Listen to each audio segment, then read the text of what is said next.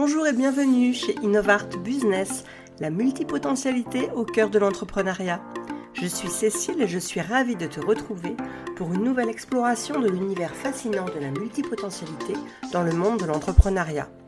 Que tu sois entrepreneur, freelance, créatif ou simplement curieux d'en savoir plus sur la manière d'intégrer avec succès tes multiples passions et talents dans ton activité professionnelle, tu es au bon endroit. Ensemble, nous allons découvrir comment embrasser et canaliser notre multipotentialité pour enrichir nos vies personnelles et professionnelles.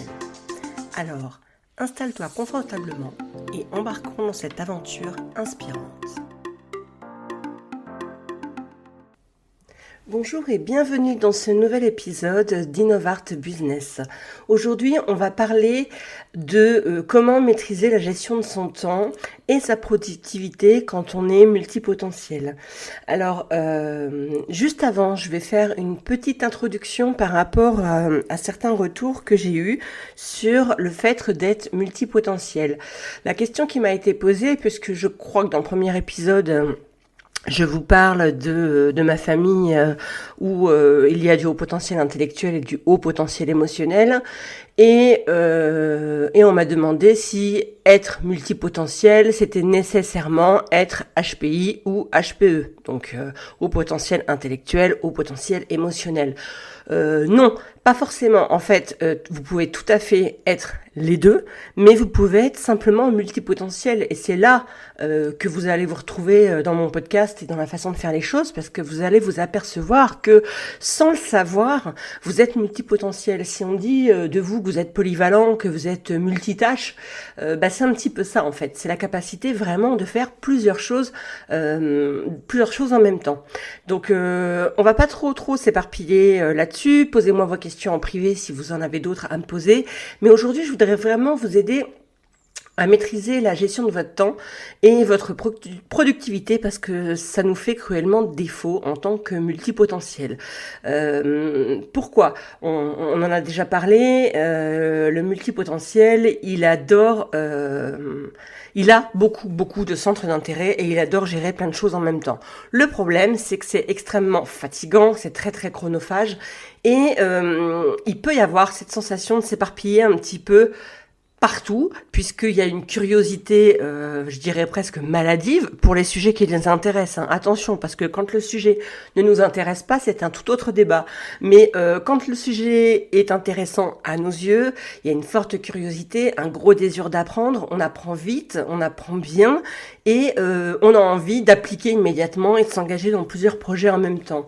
Et du coup, si on ne sait pas gérer tout ça, le fait de s'engager dans plein de projets en même temps, on file tout droit à l'explosion ou au burn-out parce qu'on va avoir une surcharge de travail importante, bien plus que ce que notre cerveau est en capacité de donner, que ce que notre corps est en capacité de donner, et ça va fonctionner quelque temps, et au bout d'un moment, fatalement, ça lâchera. En ce qui concerne les stratégies de gestion du temps, en fait, je vais vous parler de plusieurs choses que j'applique. Alors, que j'applique pas toujours avec rigueur, il faut bien le dire. Je pense que c'est là aussi le problème de la multipotentialité, c'est que, encore une fois, on a du mal à tenir un seul engagement ou un seul objectif. Et pourtant, c'est primordial. Donc l'agenda, le calendrier, la planification, c'est hyper important.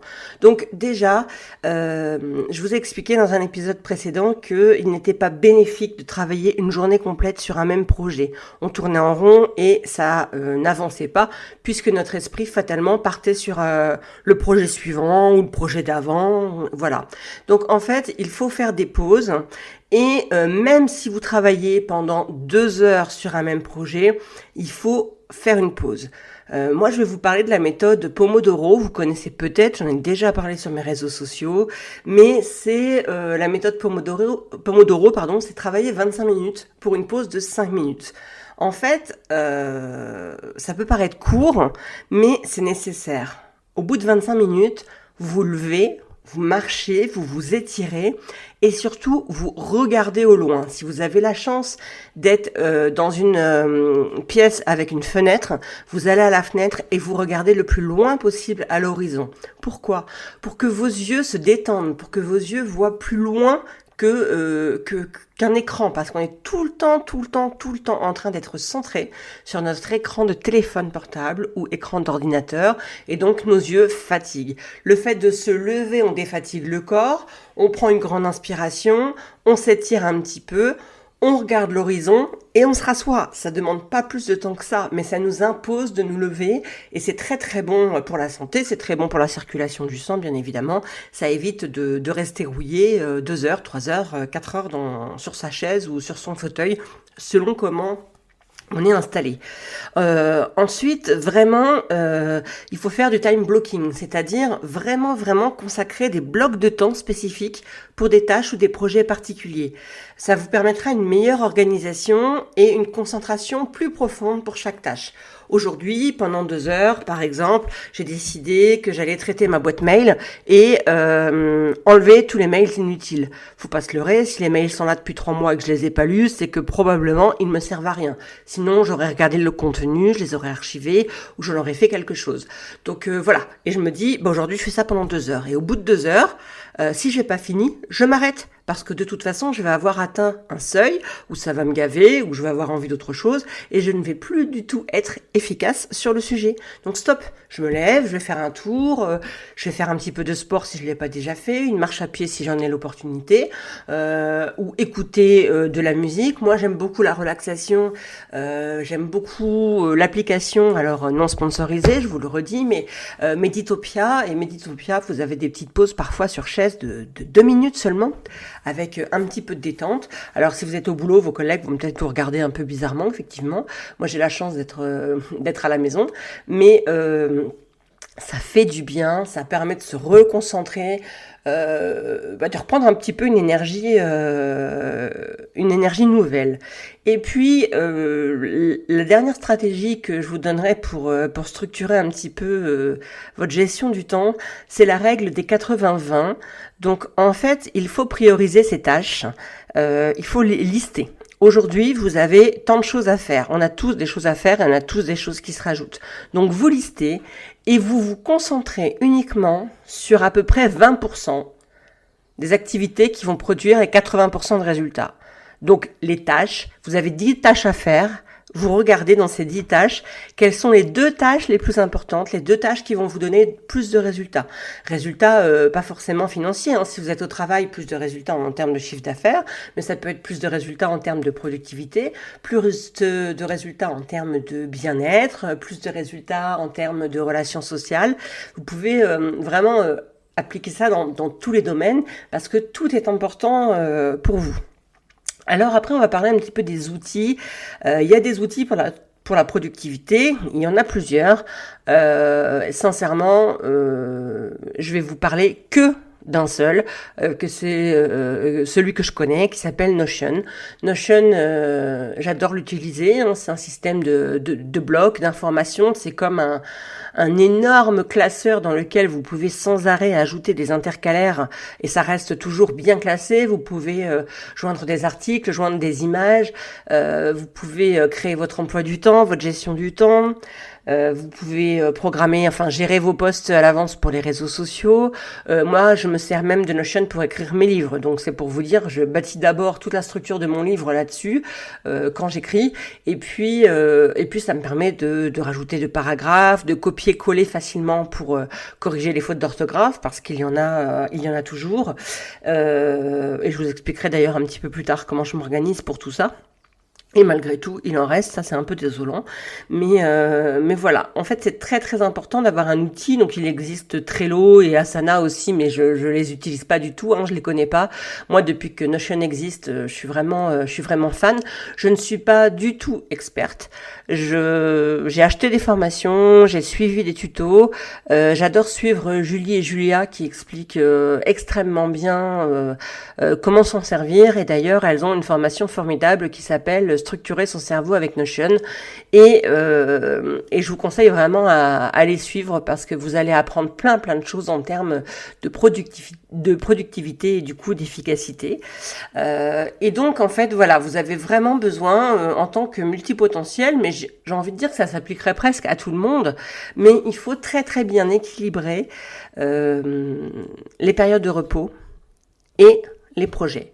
Il faut vraiment des périodes de détente pour éviter le burn-out.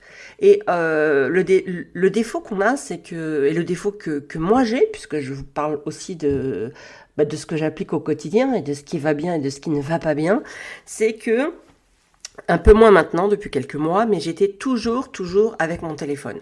Alors, quand j'étais au travail, bien évidemment, pas de téléphone portable, mais le téléphone du travail, répondre aux sollicitations des clients, qui vous interrompent sans arrêt dans votre tâche d'ailleurs. Vous êtes en train de faire une tâche, vous êtes interrompu par le téléphone, donc forcément vous arrêtez ce que vous êtes en train de faire, vous prenez votre téléphone, vous allez répondre aux attentes des clients, peut-être chercher une solution pour votre client, puis vous allez raccrocher. Là, vous vous replongez dans votre tâche. Il faut à nouveau se dire où est-ce que j'en étais, qu'est-ce que j'étais en train de faire. Paf, vous vous reconcentrez sur votre tâche, le téléphone sonne de nouveau, ou un collègue vient frapper à votre porte de votre bureau, ou un client vient vous déranger, et en fait tout ça, ça fait que vous n'êtes pas du tout productif. Et c'est en ça, moi par exemple, mon employeur a très bien remarqué que quand j'ai été en télétravail, j'ai été beaucoup plus productive que quand j'étais en agence. C'est normal puisque j'étais pas dérangée. Et à l'époque, en télétravail, on n'avait même pas le téléphone. Donc ça me permettait d'accomplir une charge de travail super importante, sans être dérangé et du coup d'être beaucoup plus productif. Et après, pourquoi je vous dis ça, je vous explique aussi qu'il faut des temps de pause qui sont nécessaires, c'est-à-dire que si on fait trop de choses en même temps, si on fait trop de choses à fond, notre cerveau ne se repose pas. Et quand on arrive à la maison le soir, alors moi c'était le midi en l'occurrence puisque je travaillais à mi-temps à cause de mes soucis de santé, la façon de se relaxer, c'est de prendre son téléphone. Et en fait c'est une grosse erreur puisque qu'est-ce qu'on fait avec son téléphone? On va consulter des mails, certains vont nous plaire, d'autres vont nous déplaire.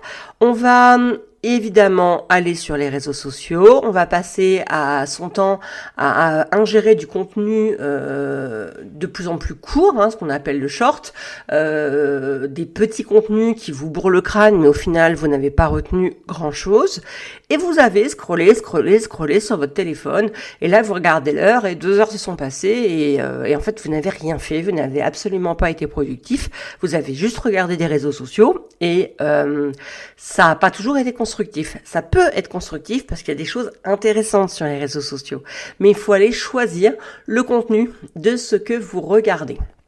Donc en fait, moi je vous conseille simplement d'oublier votre téléphone pour les temps de pause. Il faut aller marcher, il faut aller s'oxygéner, et ça, vous pouvez le faire avec ou sans musique, mais il est évident que vous allez prendre votre téléphone si vous mettez de la musique. Après, vous pouvez avoir votre téléphone avec vous et pas l'utiliser. Il faut savoir ouvrir un livre. Aujourd'hui, très peu de gens lisent des livres ou des magazines, et c'est important pour la culture personnelle, c'est important pour le repos, c'est important pour l'ouverture d'esprit, la connaissance, et vraiment le temps de déconnexion que ça nous apporte avec le monde, de prendre un livre, de le feuilleter.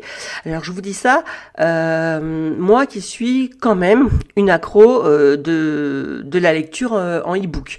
Donc je m'aperçois que c'est pas forcément une qualité, c'est pratique. Le e-book.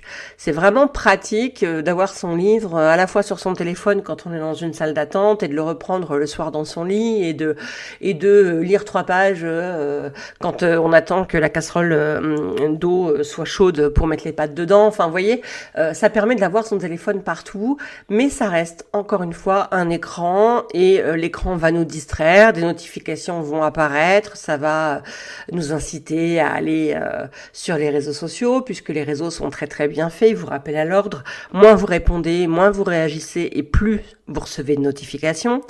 Donc pour ça, Petite technique également, je pense qu'on peut le faire sur tous les téléphones. Moi, je travaille avec Apple personnellement et sur Apple, on peut choisir comment apparaissent ces notifications. Et moi, j'ai choisi d'être notifié que 3 fois par jour, c'est-à-dire le matin, le midi et le soir. Toutes mes notifications arrivent.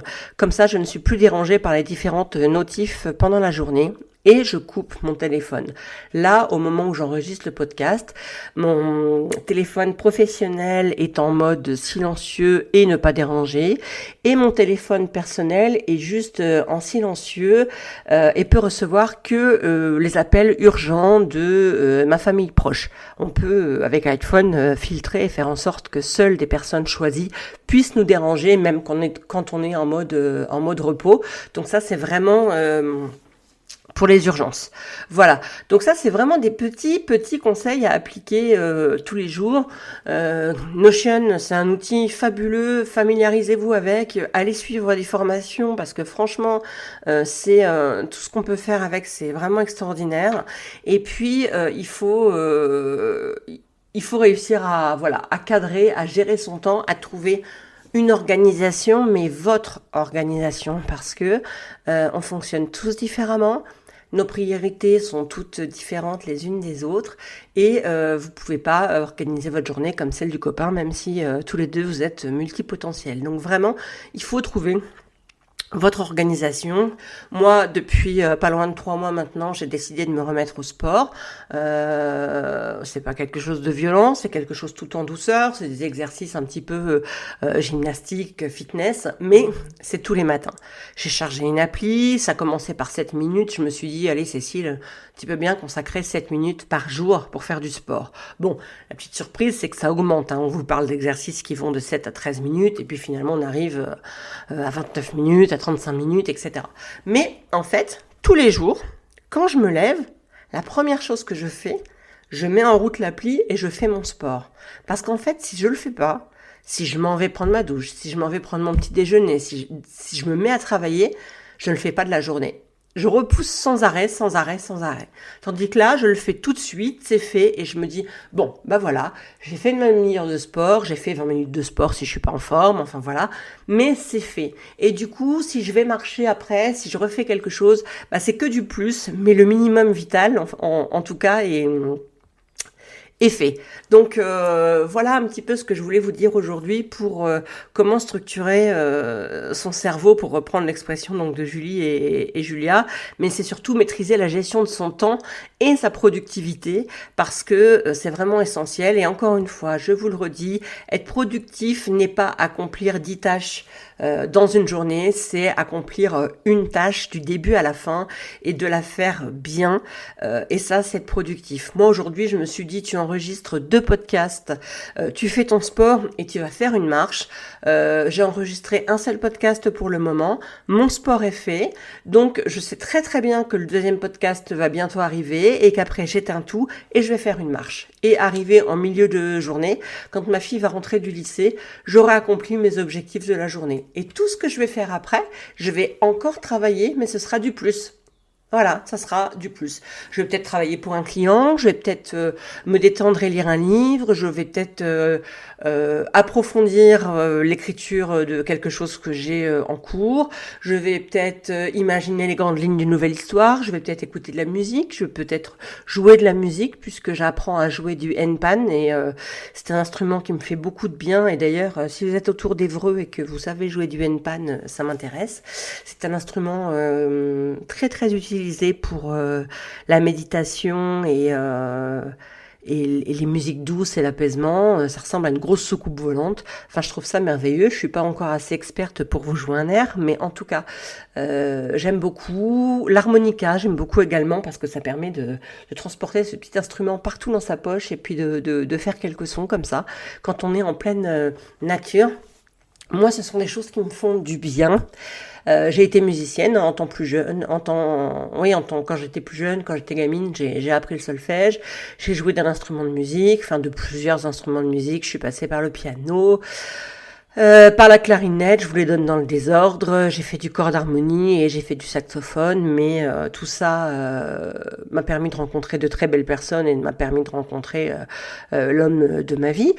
Donc c'était génial, mais après je suis passée un petit peu à autre chose. J'ai fait une pause pendant longtemps, je n'avais plus du tout envie de jouer de la musique, alors que mon mari a repris depuis plus de 10 ans. Mais c'est revenu depuis 2 ans et de partir dans un tout autre univers avec des choses plus, comment dire, sans nécessiter d'un solfège, plus de feeling, plus de douceur, plus de sensations, peut-être plus en harmonie avec la nature. Alors c'est marrant pour moi de dire ça parce que je suis quand même assez, j'habite à la campagne, mais je suis assez citadine à la base. Je pourrais pas être très très très loin d'une ville non plus en permanence, mais besoin d'une certaine reconnexion avec la nature et ça fait vraiment beaucoup de bien.